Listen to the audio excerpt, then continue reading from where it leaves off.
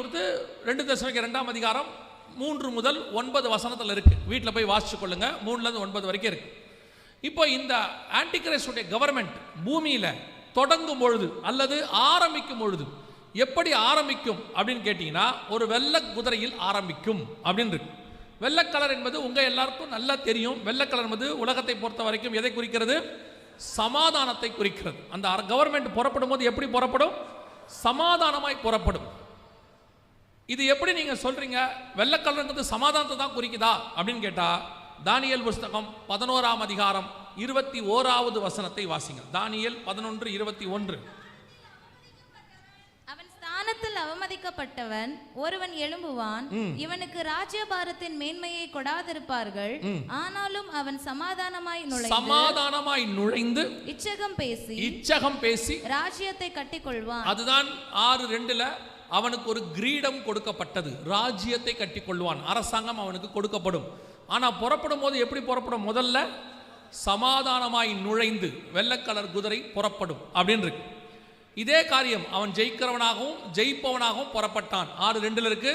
வெளிப்படுத்தல் 13 7வது வசனத்துல, மேலும் பரிசுத்தவான்களுடைய யுத்தம் பண்ணி அவர்களை ஜெயிக்கும்படி அதற்கு அதிகாரம் கொடுக்கப்பட்டதும் அல்லாமல் ஒவ்வொரு கோத்திரத்தின் மேலும் பாஷைக்காரர் மேலும் ஜாதிகள் மேலும் அதற்கு அதிகாரம் கொடுக்கப்பட்டது. அப்போ வெளிப்படுத்தல் 13:7-1, வெளிப்படுத்தல் 6:1-2, இந்த தானியேல் 11:21 எல்லாம் ஒரே காரியத்தை சொல்லுது. யோவேல் 1:6 அத்தனையும் ஒரு விஷயத்தை சொல்லுகிறது. இப்போ இந்த கவர்மெண்ட் பூமியில தொடங்கும் பொழுது சமாதானமாய் தொடங்கணும்.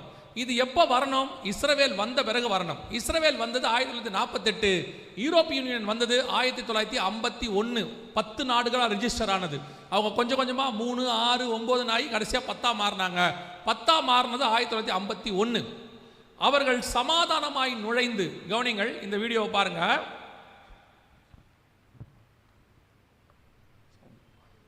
இல்லையா இல்லையா ஏன் ஆடியோ வராது? சரி, நீங்கள் ஊமை படம் பாருங்க. அவர் என்ன சொல்றாரு அப்படின்னு கேட்டீங்கன்னா, கவனிங்க. அவர் இங்கிலீஷில் சொல்றாரு. நான் சொல்றேன் அவர் என்ன சொல்றாரு, நம்புங்க. இன்னும் கொஞ்சம் பேர், ஏன்னா நம்மளாம் தோமா மூலிமா சுவிசேஷம் கேட்டு வந்தவங்க, கொஞ்சம் சீக்கிரத்தில் நம்ப மாட்டோம் நம்மளால். அவர் என்ன சொல்கிறாருன்னா, 2012க்கான சமாதானத்துக்கான நோபல் பரிசு ஐரோப்பியன் யூனியனுக்கு வழங்கப்படுகிறது அப்படின்னு சொல்கிறார். 2012 the Nobel Prize awarded to European Union அப்படின்னு சொல்கிறார். இதில் என்ன ஆச்சரியம்னு கேட்டிங்கன்னா, இந்த சமாதானத்துக்கான நோபல் பரிசு இதுவரைக்கும் எந்த அரசாங்கத்துக்கும் கொடுக்கப்பட்டதே கிடையாது. இதுவரைக்கும் மனுஷனுக்கு தான் கொடுக்கப்பட்டிருக்கு. மனுஷனுக்கு மட்டும்தான் தருவாங்க. இதுவரைக்கும் எந்த அரசாங்கத்துக்கும் தரல. இதான் ஃபர்ஸ்ட் டைம் ஒரு அரசாங்கத்துக்கு சமாதானத்துக்கான நோபல் பரிசு கொடுக்கப்பட்டது. நோபல் பரிசு ஆரம்பித்த வரலாறுலேருந்து ஃபஸ்ட்டிலேருந்து ஏறக்குறைய 100 வருஷமாக அது இன்ன வரைக்கும் எந்த ஒரு மனுஷனுக்கு தான் தந்திருக்கிறாங்க, இந்த அரசாங்கத்துக்கு தரல. இதான் ஃபர்ஸ்ட் டைம். கர்த்தர் சொன்னபடி ஒரு எண்ணி முடியாத பலத்த ஜாதி, வெள்ளக்கலர் குதிரை சமாதானமாய் நுழைந்து ராஜ்யத்தை கட்டிக்கொள்ளக்கூடிய அரசாங்கம் புறப்பட்டுருச்சு. இவர்கள் இன்னைக்கு உலகத்தில் மிகப்பெரியதான அரசாங்கமாக வளர்ந்திருக்கிறார்கள். ஆண்டவர் சொன்னபடி துல்லியமாய் நம் கண்களுக்கு முன்பாக கடைசி காலத்தில் வரவேண்டிய அரசாங்கம் கவர்மெண்ட் எழும்பி விட்டது. 100% நம் கண்களுக்கு முன்பாக எழும்பிருச்சு.